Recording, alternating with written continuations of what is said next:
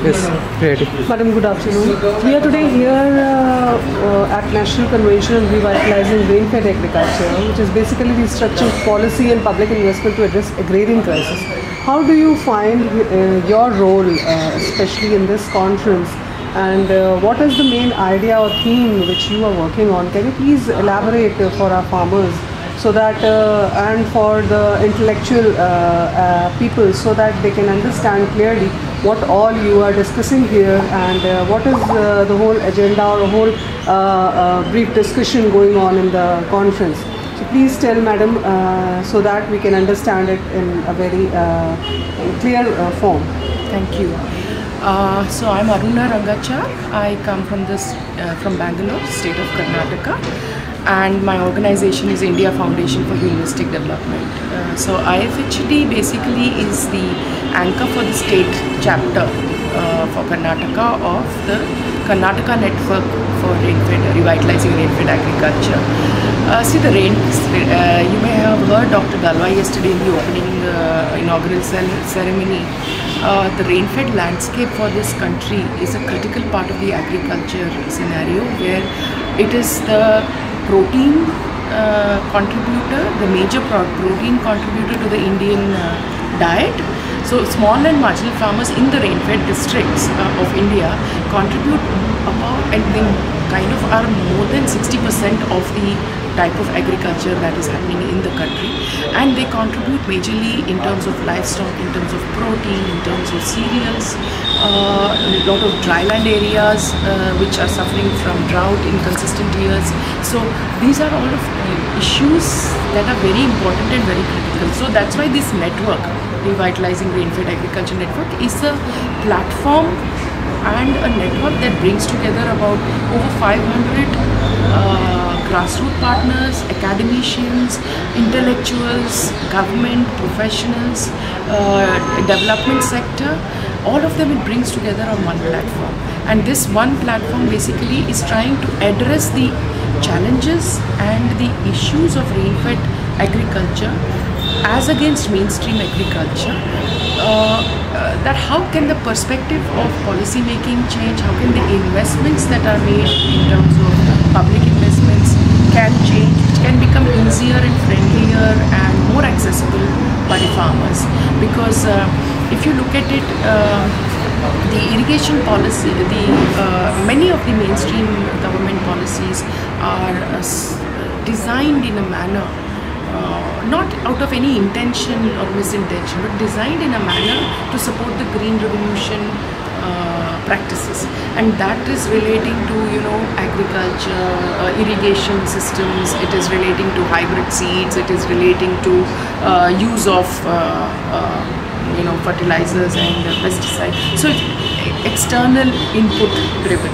What we trying to say is rain-fed farmers are by and large following natural farming methods, and they don't access much of, through the design of the schemes, they are not able to access much of these support and subsidies provided by the government.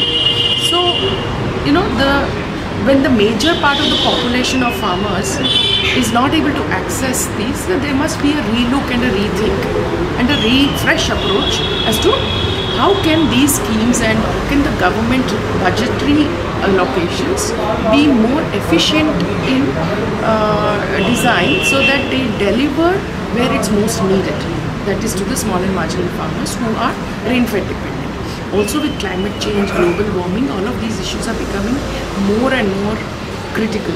There's an over-exploitation of the ecosystems, our environment is fragile.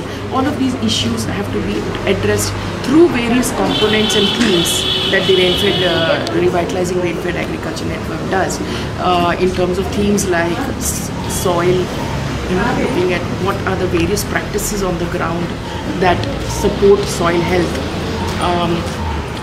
water, the challenges in terms of the water and irrigation for landscape, what is the farmer's needs, how farmers, various models that are existing, practices that are existing, that can possibly be replicated at scale in terms of usage of water for agriculture, on forest agroforestries.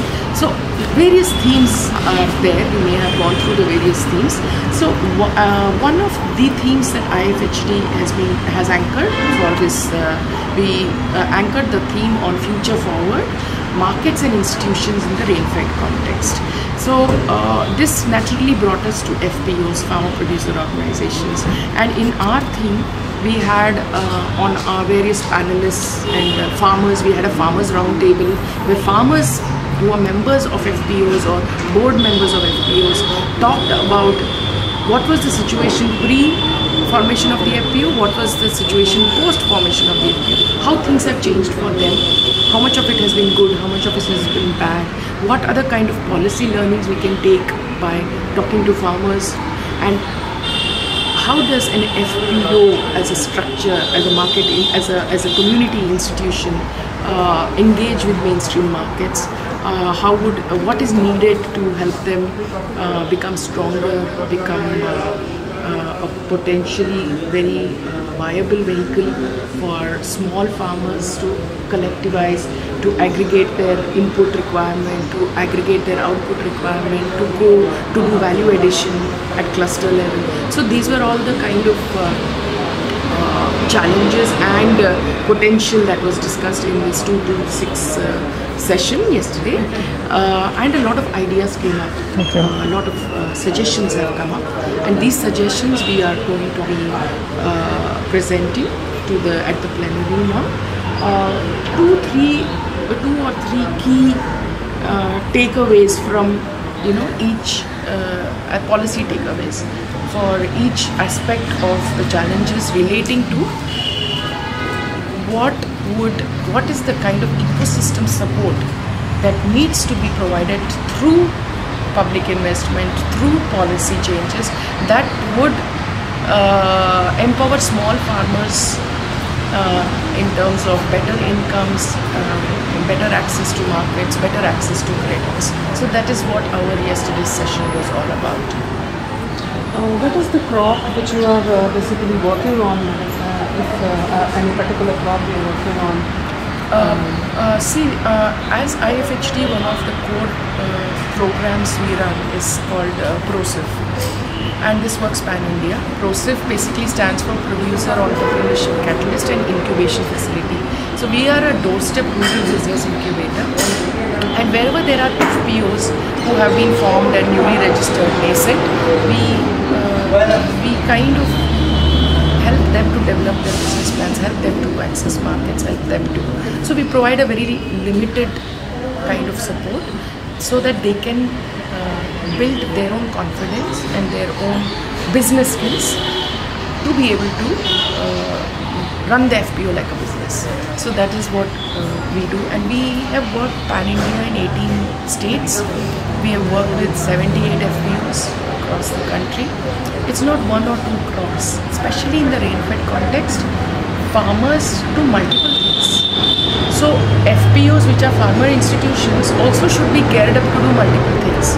So it's not, and also in the rain-fed context, promoting monocropping, is not really appropriate. It is also environment unfriendly. So looking at diversity of crops, looking at diversity of livelihoods. So you have in the rain-fed context, small farmers do goatery, they do livestock, dairy, etc., backyard poultry. So we look at that as a thing. We also have, they have crops, vegetable and other crops, fruits and fruits. Nowadays horticulture is also coming up. Then they also have crops, but like say rice, paddy, or grains that they do, ragi, millets especially. Millets are very friendly rain-fed crops. They survive, very hardy crops, very nutritious. So these are the various agri-value chains we work on, and we try to see that as much as possible the FPO is able to be capable enough to take care of the needs of its farmer members in terms of their, like I said, अगर inputs चाहिए तो timely inputs are supplied, outputs have to be sold to a market, it is sold. If there is any value addition that is to be done, that value addition is done. through the FPO. So it is their own institution, it is their own company, and they have to run it the best way that they can and make it profitable in the long term.